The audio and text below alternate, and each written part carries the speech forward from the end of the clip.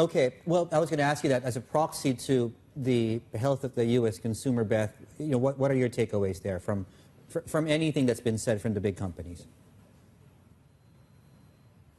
I would say that big tech is communicating that the consumer is weaker than the economic data is showing us. I would go back to that night, it was Tuesday night, that Netflix reported versus Tesla.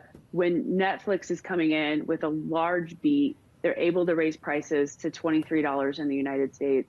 Meanwhile, Tesla is communicating, we can't keep up with these interest rates. We're having to slash prices. Our margins are under pressure. What that's communicating to me is a very weak consumer.